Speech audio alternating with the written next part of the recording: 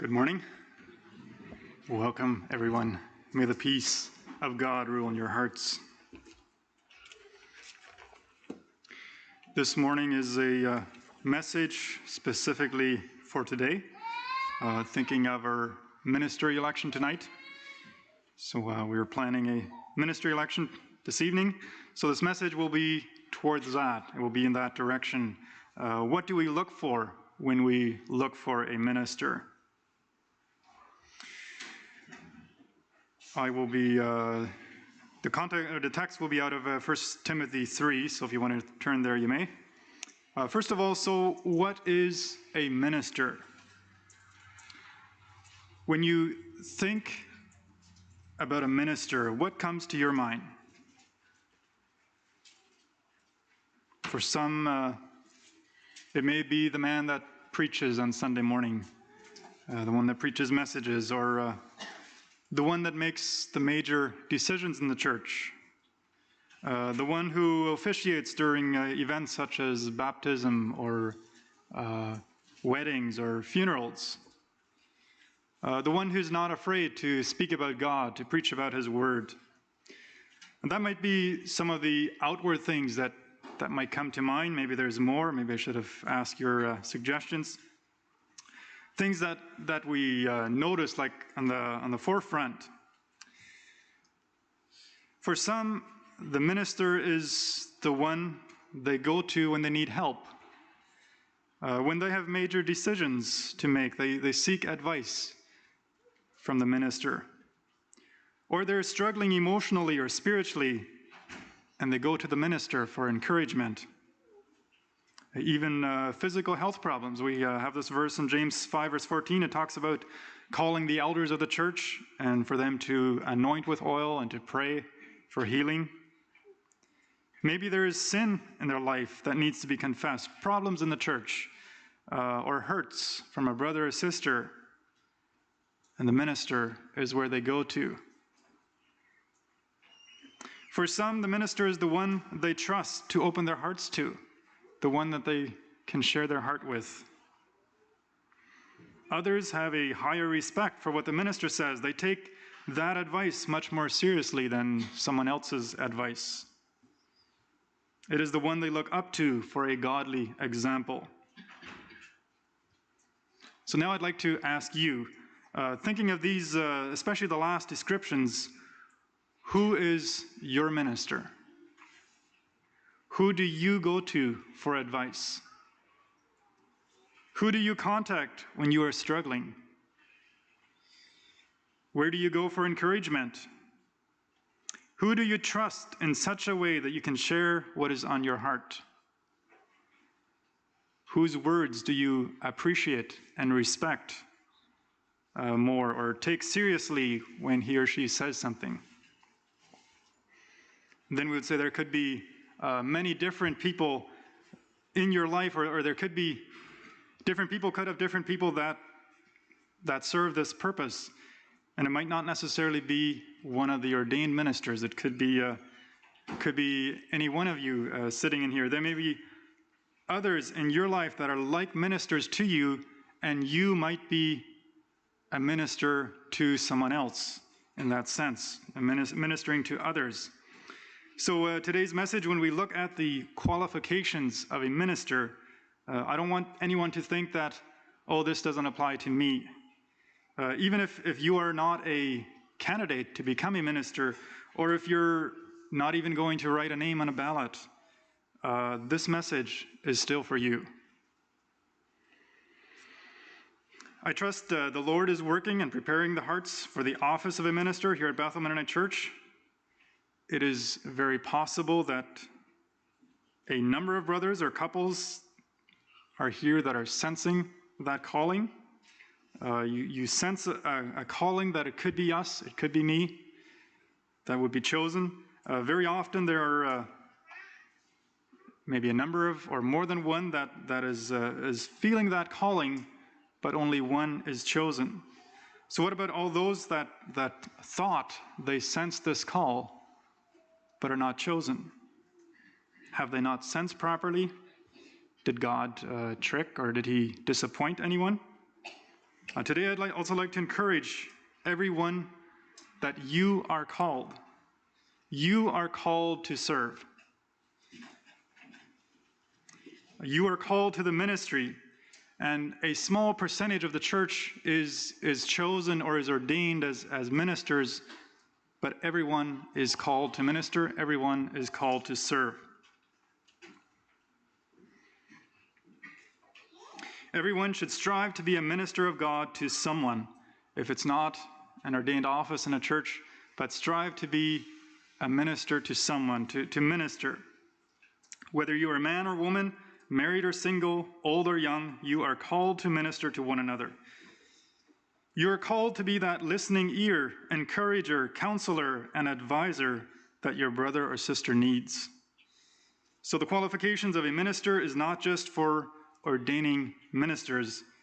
They are guidelines that I think everyone should pursue, everyone should look to follow, to live by, in order to be an effective servant of the Lord. So for today, when I talk about ordained minister or the office of a minister, I'm using that in a broad sense. Our Bibles, they may use words like elder, bishop, overseer, depending on translations that you use. But for today, I'll be using the word minister to mean the same thing, whether your Bible says elder or overseer or bishop. So a minister is someone who ministers or serves. To minister is another word for serving, to serve. So as servants of Christ, it should be everyone's goal to serve one another and edify one another in the Lord. So on the one hand, you're all servants of ministers to one another, and yet on the other hand, we're looking for someone to be set apart as a minister for the office of a minister. So let's read 1 Timothy 3, starting verse 1 through 7. This saying is trustworthy. If anyone aspires to the office of overseer, he desires a good work.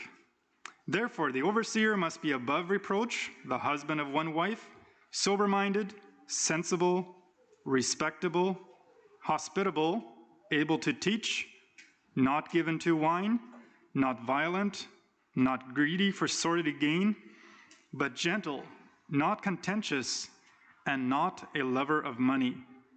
He must lead his own household well, keeping his children in submission with all dignity. For if a man does not know how to lead his own household, how will he take care of God's church? He must not be a new convert, or he might become puffed up and fall into the condemnation of the devil.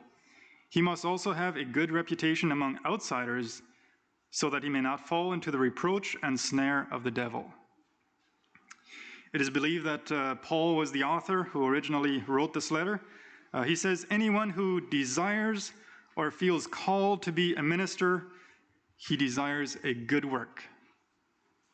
So there is nothing wrong with desiring to serve as a minister. Then he lays out the points, what to look for, what are the qualifications, what should be looking for. So first of all is above reproach or blameless. Different versions have different words there. So to be blameless means to be free from guilt or blame. To be blameless is a high standard. Without blame, to be blameless. We might say, well, there's no one perfect here in Bethel Mennonite Church. How can we find someone who is blameless? Well, we are made perfect in Christ. But to live blameless, I believe, means that we live a life where we are careful not to do any wrong, but when we have made a mistake, we're humble and quick to repent. King David's life was not perfect. He made some major mistakes, but when he realized his sin, he was quick to repent. He repented of it. King Saul responded very differently. When Samuel confronted him, he was more focused on defending himself. Well, I'm not so bad, or this was meant to be in a good way. Defending himself and making excuses. When you are confronted with a wrong that you have done, are you quick to repent, or are you quick to defend yourself and say, oh, that wasn't so bad, or or that it sounded worse than it actually was. The next point is the husband of one wife. Cultures have changed over the years. I believe in the New Testament it was quite common, or more common, for husbands to have more than one wife. God's plan for marriage was one wife and one husband. So even though we don't very often see husbands today with more than one wife, I don't think our morality, our standard morality today is any better than it was back then. And I would like to challenge you husbands. Are you the husband of one wife? What about you wives? Are you the wife of one husband? Do you have zero tolerance when it comes to desiring someone else? What about you unmarried? Maybe you think this doesn't apply to you because you're not married. How do you act when you're together in a mixed group of boys and girls? Do you as a girl enjoy giving or getting special attention from the boys? Or as a boy, do you enjoy attracting special attention from the girls? When you see flirting going on among the youth, it should raise some red flags. Truly being the husband of one wife takes sacrifice and commitment. It means being faithful even after the first excitements wear off. When we think of marriage, it's exciting, it looks romantic. A successful marriage, a good marriage, goes beyond that. It goes beyond the excitement and the romantic feelings. It takes sacrifice, it takes commitment, it takes self-control. Flirting around or chasing romantic feelings does not prepare you for a successful marriage. It can actually greatly hinder your ministry. Matthew 5, verse 28, "But I say to you that everyone who looks at a woman to lust after her has already committed adultery with her in his heart."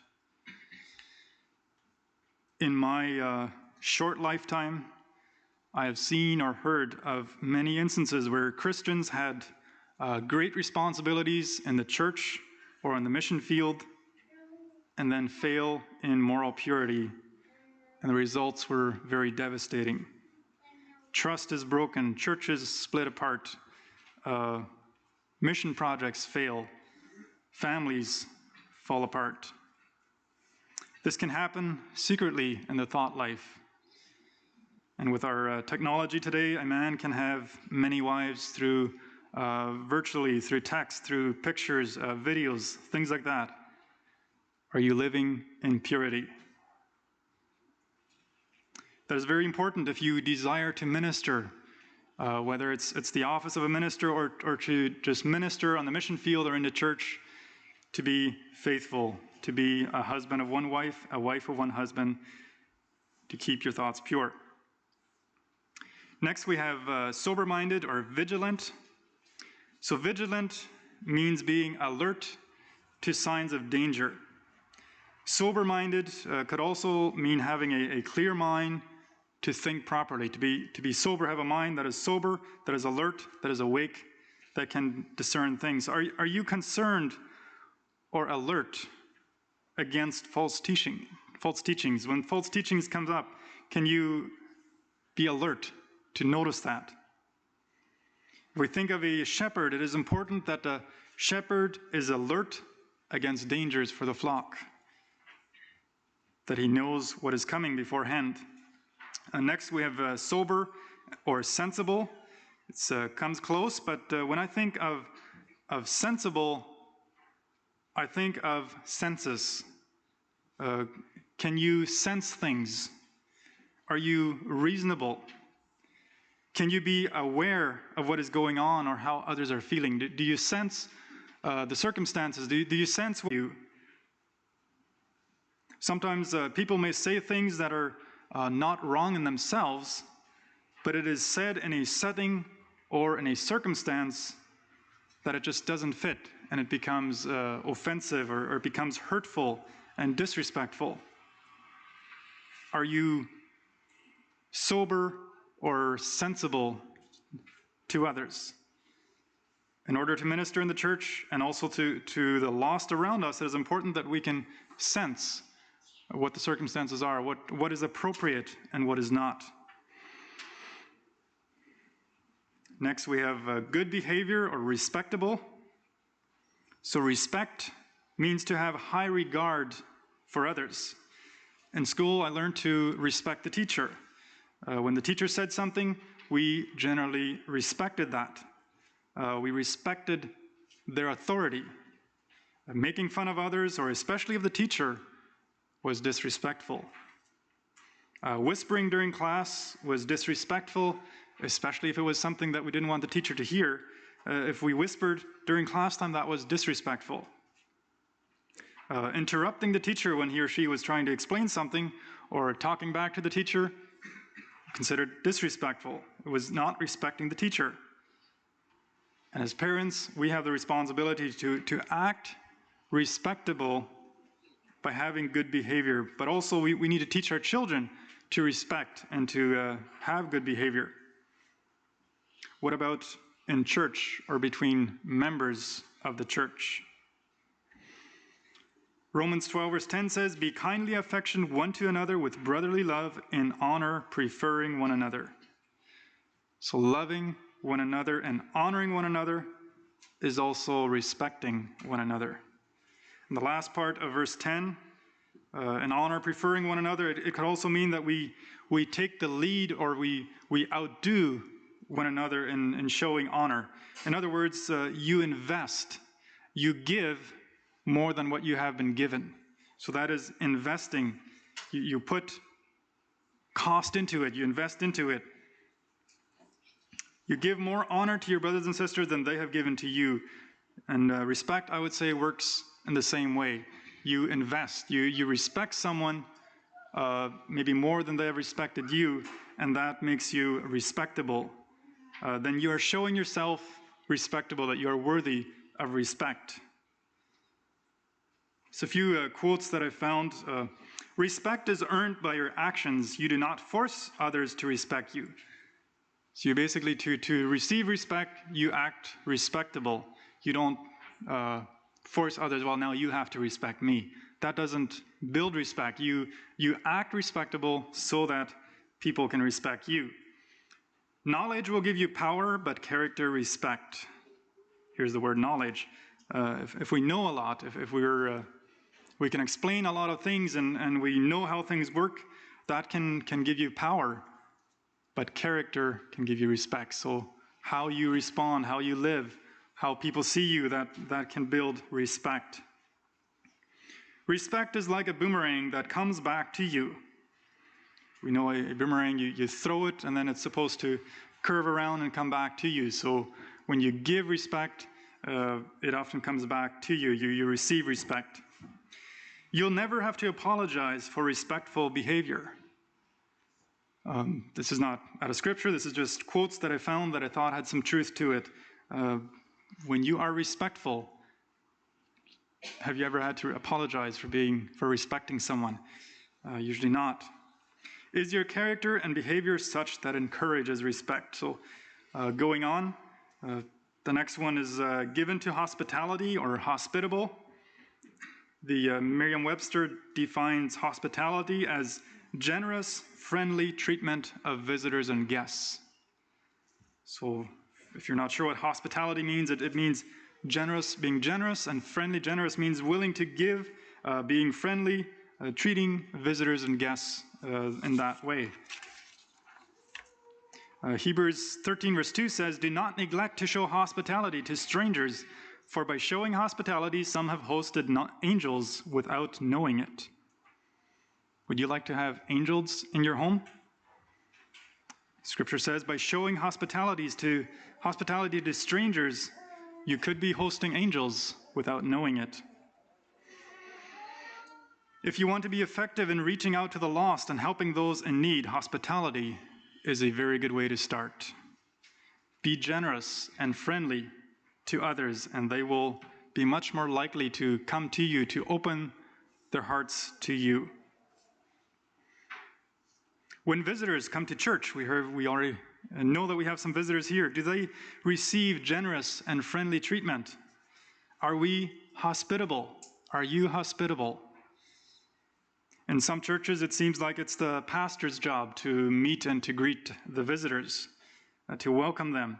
And it is very important that our ministers are hospitable. But I also hope that you're not just depending on the ministers to do that, that you as ministers to one another serve that role as well. In that sense, you are all servants or ministers responsible to show hospitality. 1 Peter 4 verse 9 says, be hospitable to one another without grumbling. So not just to the stranger, but also to one another as brothers and sisters. Be hospitable to them. Be generous, be friendly to them. I think in general, the role of an ordained minister creates probably more opportunities to show hospitality. So it is important that the ordained minister is hospitable, but it is also for everyone. It's important for everyone to be hospitable. Then the last one in verse 2, apt to teach or able to teach. So you all expect a minister will teach or preach at some point, right? That's what we expect of ministers. To teach or preach does not necessarily mean preaching of the pulpit. It could also mean teaching in a small group. It could include teaching one-on-one, explaining the truth of God's word. So we expect a minister to do all three, that he be able to teach one-on-one, that he can lead a small group, whatever it is, a Sunday school or Bible study, and we expect that he can also teach a large congregation over the pulpit. So if a brother simply does not have the ability to teach in those circumstances, then we might ask, what are we electing a minister for? But on the other hand, I would like to caution that we don't put too much emphasis on the ability to teach. Here in 1 Timothy 3, it is, or in the second verse, it is the last quality listed before it switches over to the negatives that we should not look for, that a minister should not have. So in a sense, we could say it is the last on the list. So it is important, but not as important as the previous points. If we focus too much on the ability to teach, we can miss on a lot of other more important points. Too often, pastors are hired based on their ability to teach, and so they are practiced in preaching to please the crowd. But as we heard last Sunday, often there are topics in Scripture that pastors do not touch, because if they preach on that topic, they could lose their job, because the congregation won't be pleased with that, and they would fire the pastor. He'd lose his job. So when you look for a minister, look for someone who lives a Christ-like life, and not just someone who can tell stories that you like, or who can just keep the congregation occupied. A godly minister who barely knows how to teach but stands firm on truth can still be a great asset to the church. On the other hand, a minister who can speak very fluently and teach very effectively but accepts lies and false teachings can cause great destruction in the church. One example would be a saw. A carpenter likes a saw that is sharp. He can do a better job. He can do his job more efficiently. But someone who uses a sharp tool for the wrong purpose can also do a lot more destruction. So in that sense, it would be much better to have a dull saw that is not so good in the hands of a capable carpenter than to have a good sharp saw in the hands of someone who might be tempted to destroy things. So let's cultivate our teaching skills and look for a minister who is able to teach, while at the same time remember that the heart of the minister is much more important than his ability to teach. So verse 3, we have some negatives here. Not given to wine. So we want a minister that is sober, that can clearly discern important issues. When a person is drunk with wine, he is impaired. He cannot think properly. He cannot discern properly. It is illegal to drive on the road being impaired while being drunk, and it's for good reason. We appreciate that law. It should also be unacceptable to have a minister who cannot refrain from getting drunk. So we want someone who is sober, who can think clearly, who can refrain from that temptation of getting drunk. No striker. Another version says not violent. So striker, we have many other meanings for striker in our modern English. Now that means something different than what it means here. In the Old English, in the King James at least. So other translations use the word violent. Maybe there's other words as well, which would be more what we would use today.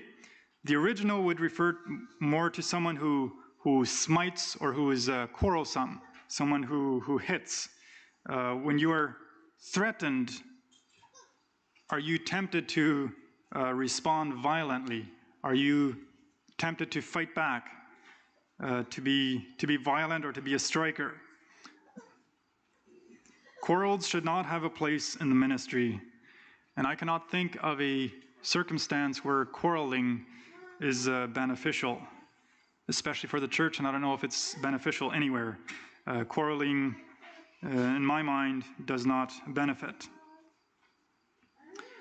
Then we have not greedy for filthy lucre or sordid gain. Some have filthy lucre, some have sordid gain. Filthy lucre, sordid gain, it refers to obtaining money dishonestly. Another example would be making deals that we would be ashamed of if they were exposed. Now, it is fair to make a profit in business. I think my clients would all expect that I'm making a little bit of profit for each lawn that I mow. That's considered fair, that they expect that. They would not be surprised if I would reveal exactly what my cost was and that they would see, oh, I'm charging more than what it actually cost me to do the job. So that is a fair way or expected way of providing for my household. There is nothing shameful about charging a little more than what my cost is to earn for a household. But if I charge much more for one client just because I think he will not notice, or because I think I can get by with that and make a little extra money out of this person, then that would be shameful. If it was exposed to that person, then he'd see, oh, I had overcharged him by far more than I overcharged someone else. So that would be one way of greedy for filthy lucre, trying ways to get extra money in that way. So we might not call that stealing because I didn't actually steal anything. I was just marking up extra on a certain person, but neither is it being fair and honest. So we want our ministers and every brother and sister to be honest, so that if your finances were exposed, if your business account was exposed, if the things you're dealing with was exposed, that you would have nothing to hide, that you'd say, this is all good, and the rest of us would look at it and we'd say that's fair. So no shameful dealings behind someone else's back, trying to gain extra money because we think it won't be exposed. Next, we have patient or gentle. So a minister should be patient and gentle. The meaning of the Greek would refer to being appropriate, mild, gentle, moderation, and patient. So it is quite the contrast from all the negatives in this verse. This I would say is the contrast of it, being appropriate and appropriate for the setting, being mild, being gentle, moderation, not one extreme or the other extreme, and being patient. So let's practice patience and gentleness. Not contentious and not a brawler. So what is a brawler? Contentious is maybe a little more familiar. When someone steps on your toes or says something that you totally disagree with, do you have a tendency to fly off the handle? Do you have a tendency to lose your loving words? A contentious person is someone who quickly gets into arguments when something doesn't totally agree. He's quick to argue about things. A brawler is someone who engages in rough or noisy fights or quarrels.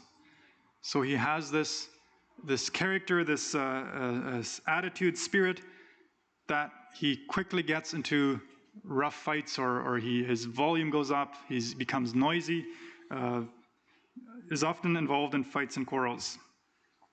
Not a lover of money, not covetous. 1 Timothy 6:6 says, 6 through 10, but godliness with contentment is great gain, for we brought nothing into the world, and we cannot take anything out of the world. But if we have food and clothing, and with these we will be content. But those who desire to be rich fall into temptation, into a snare, into many senseless and harmful desires that plunge people into ruin and destruction. For the love of money is a root of all kinds of evils. It is through this craving that some have wandered away from the faith and pierced themselves with many pangs. Do you love money? Desiring to be rich or loving money is very dangerous for a Christian. It says it's the root of all kinds of evils. And it says that the love of money and the pursuit of wealth has led many Christians astray. And I see that happening today as well. The love of money, the desire to be rich, to have more and more riches, is leading Christians astray. Money is a good servant if used for God's glory, but it is a very bad master if we strive after it. Being an effective minister for the Lord will mean that there will be times where we will need to sacrifice financial gain, where we could make more money if it wasn't for our ministering responsibility. And that could be for anyone.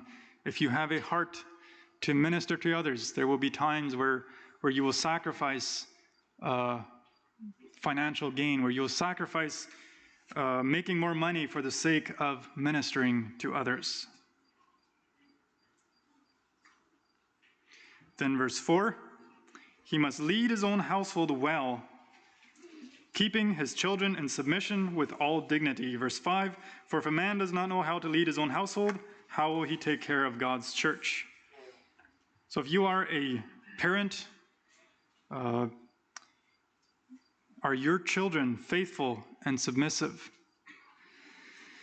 And if you have children, you also know that children are not perfect. They are children. The obedience and submission needs to be taught and trained. It doesn't come automatically. The King James has the word gravity, which basically means dignified or proper.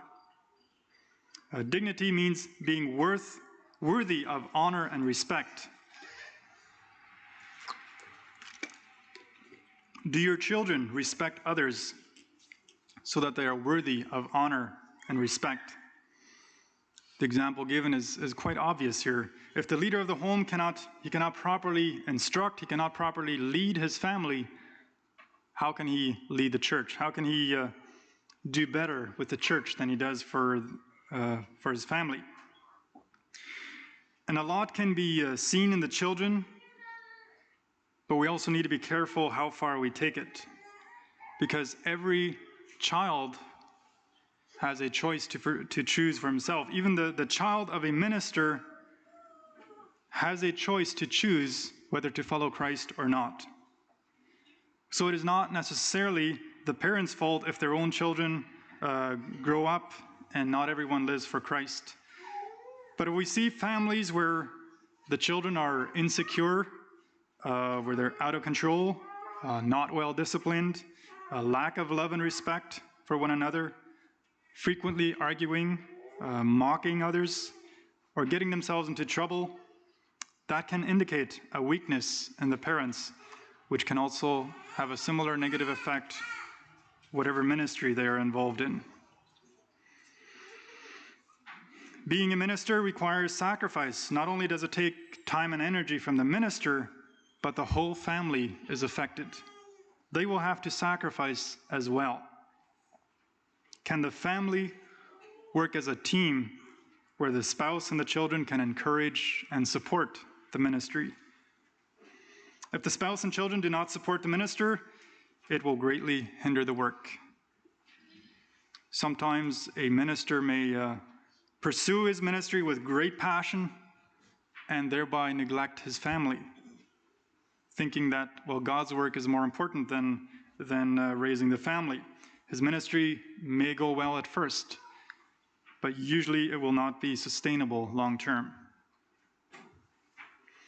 Verse 6, he must not be a new convert, or he might become puffed up and fall into the condemnation of the devil. Paul does not give any specific time how long a person is a new convert. I think the bigger question is the person settled and stable? Can you take words of praise and approval without becoming proud and selfish? Can you also take words of criticism and disapproval without giving up and becoming discouraged? A minister normally receives both. He receives criticism, he also receives praise. And sometimes it seems one-sided for quite a while, maybe just getting one side for quite a while until he hears the other side. So it is important that a minister be stable and that he keep courage and humility no matter what the season, whether it's a season of praise or whether it's a season of criticism. Verse 7, he must also have a good reputation among outsiders so that he may not fall into the reproach and snare of the devil. Do you ever meet people who are not part of Bethel Mennonite Church, but they know one or more of the ministers? Do our ministers have a good report, good reputation among outsiders?